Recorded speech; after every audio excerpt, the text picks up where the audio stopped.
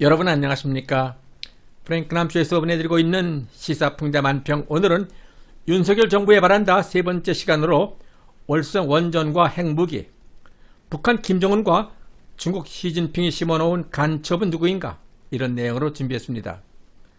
고 박정희 대통령의 자주국방 의지와 구국의 혼이 담긴 월성 원전력 발전소, 월성 원전 폐연료봉에서는 핵무기 4,330개 분량의 플루토늄을 충분히 얻을 수 있다고 합니다.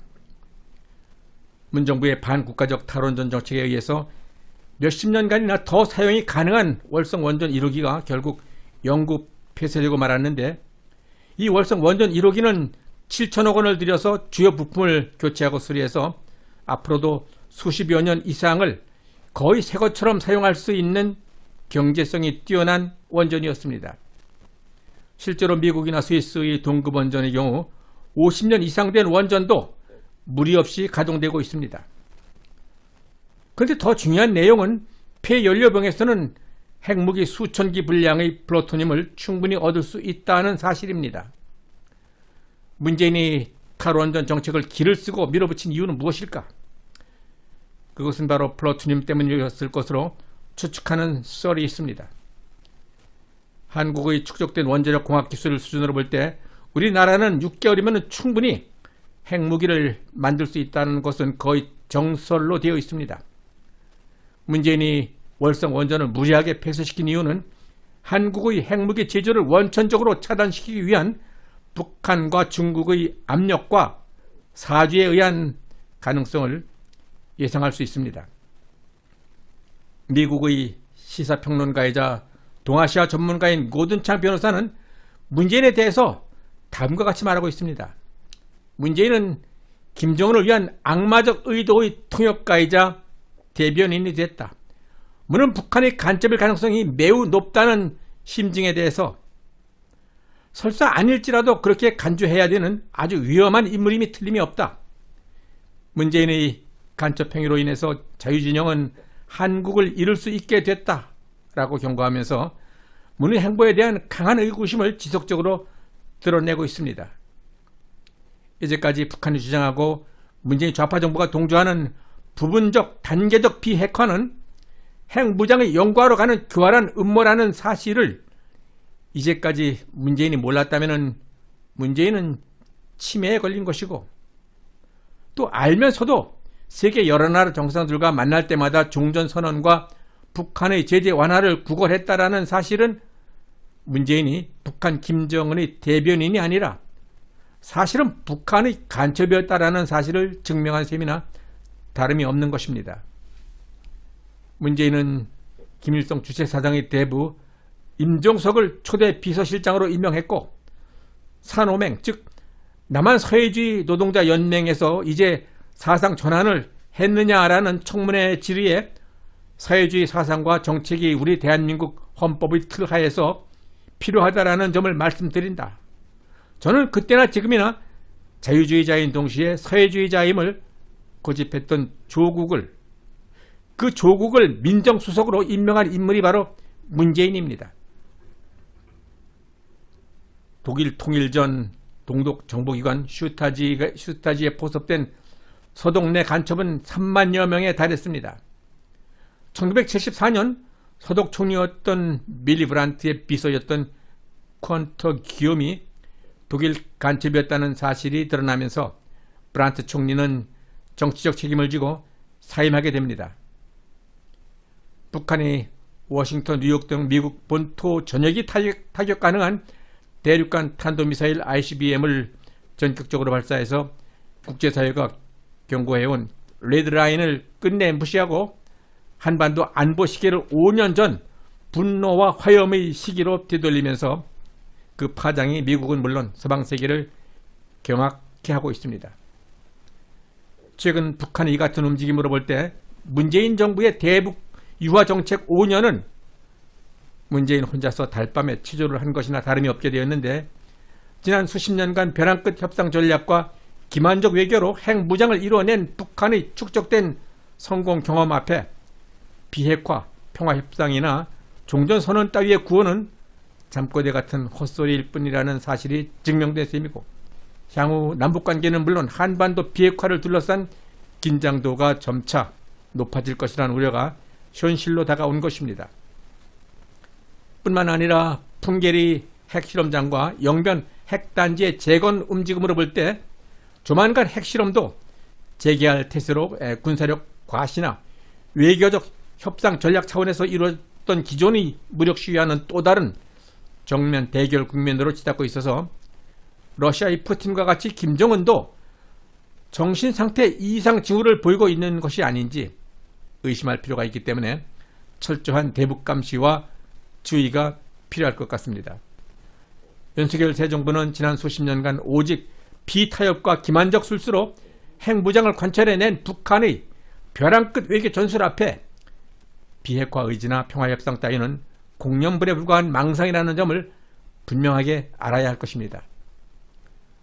북한 풍계리 핵시험장과 영변 핵단지, 동창리 미사일 기지로부터 최근 거리에 있는 서울 수도권 인구는 2,600여 명으로 한국 전체 인구의 5,170만 명 가운데 절반 이상인 50.3% 이상이 서울, 인천, 경기 등 수도권에 살고 있으면서 핵 위협의 공포를 느끼면서 살아야 하는 것입니다. 그렇다면 북한 핵 문제의 가장 현실성 있는 진실과 미래상은 무엇인가? 그것은 핵 있는 북한과 핵 없는 대한민국의 기울어진 운동장이 앞으로도 장기간 또는 영원히 지속될 수밖에 없다는 불편한 진실입니다. 외교 협상을 통한 비핵화라는 뜬구름 같은 기대는 문재인으로서 충분했으니 이제 그만 접고 국가와 국민의 생명을 지키는 실질적 대응 태세 마련에 총력을 다해야 할 때입니다.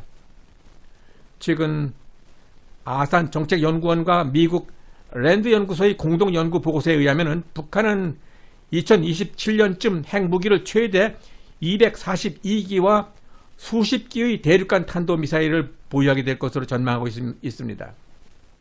북한이 표방했던 자유적 핵무장력을 넘어서 다양한 핵 위협을 우리에게 가하는 시대가 눈앞에 닥치게 되는 것입니다. 예를 들면 북한은 서해의 일부 도서를 점령한 후에 우리의 반격을 막는 핵 위협, 한국의 주요 도시에 대한 핵 위협, 그리고 주한 미군 철수를 목표로 하는 미국에 대한 핵 위협 등을 구사할 수 있다는 주장입니다. 김정은으로서는 세계 경제 10위권의 풍요로운 선진 대한민국 존재 자체가 북한 정권의 정치적 위협이라고 생각하기 때문에 적과 통일을 추구하고 이를 달성하는 데는 핵무기가 가장 효과적인 수단이라고 생각한다는 것이고, 북한을 핵 보유국으로 용인한다면 대한민국의 존재 자체가 위험해질 것이라는 것이 연구 결과 보고서의 내용입니다. 최근 들어 미국 내에서는 북한의 핵 위협을, 핵 보유를 잠정적으로 용인하면서 미국을 공격할 수 있는 능력 개발은 막자라는 주장이 나오고도 있습니다. 그렇게 될 경우 우리는 북핵에 방치된 상태에서 북한의 위협은 더욱 노골적이 될 것입니다.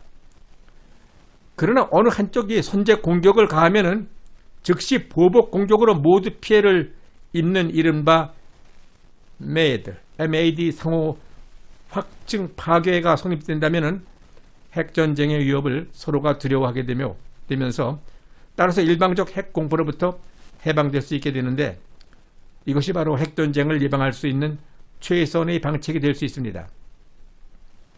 박정희 대통령은 북한이 우세한 군사력에 맞서서 경제개발과 자주 국방을 동시에 완성해야 한다라는 일념에서 핵 개발을 시도했던 군 장성 출신 지도자였습니다.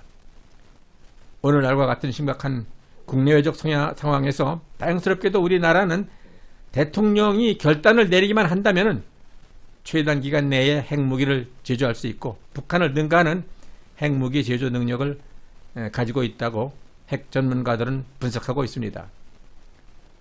석윤열 서울대 원자 핵공학과 교수의 주장에 의하면 우리나라의 핵무장에 필요한 고농축 핵물질 제조 기술은 천연 우라늄 농축 기술, 핵연료 재처리 시설, 플루토늄 농축 기술에 이르기까지 대량 생산이 가능한 수준으로 최소한 6개월 이내에 기폭 장치와 투발 수단을 갖춘 핵무장이 가능하다라고 설명하고 있습니다. 서 교수는 핵폭탄 실험을 통한 물리적 공간이 필요하지만은 세계 초인류 디지털 기술을 보유한 한국의 능력으로 슈퍼 컴퓨터를 사용한 가상 실험을 통해서 충분히 대체가 가능하며 가상 공간에서 핵폭탄 실험을 구현할 수 있다라고 설명하고 있습니다. 원자력은 가장 저렴하면서도 무공해 에너지로 우리 인류의 편리함을 제공해주는 미래 산업입니다. 대한민국의 핵무장은 우리에게 실보다는 득이 훨씬 더 많은 선택적인 사항이 아니라 국가의 존망과 국민의 생명이 걸린 필수적인 정책입니다. 북한이 그토록 힘들여 개발해온 핵을 우리는 마음만 먹으면 언제든 핵무기를 만들 수 있고 핵 보유국이 될 수 있습니다. 우리가 핵무장 시도를 하면 중국은 북한에 대한 비핵화 압력을 더욱더 높일 수밖에 없을 것입니다. 이러한 사실은 일찍이 박정희 대통령께서 대한민국을 미래를 위해서 남겨놓으신 위대한 유산으로 박 대통령의 자주국방정책과 호국 의지에 감동하지 않을 수 없습니다. 인도와 파키스탄 그리고 북한까지 핵무기를 보유하고 있는 현 상황에서 대한민국이 핵을 보유할 수 없다면 이는 국군 최고 통수권자로서 국정 전반을 책임지고 국가의 안전과 국민의 생명을 지켜야 하는 대통령으로서의 책무를 다하지 못하는 직무유기입니다.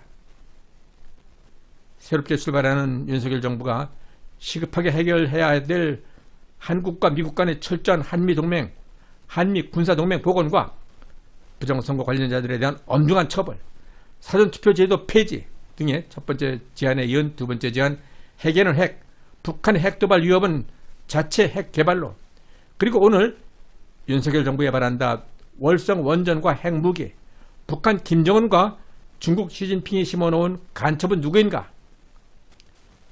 박정희 대통령의 자주국방 의지를 되살려서 대한민국 핵 보유국 선언을 촉구한다. 네, 윤석열 정부에 바란다 세 번째 제안이었습니다. 끝까지 시청해 주신 여러분 대단히 감사합니다.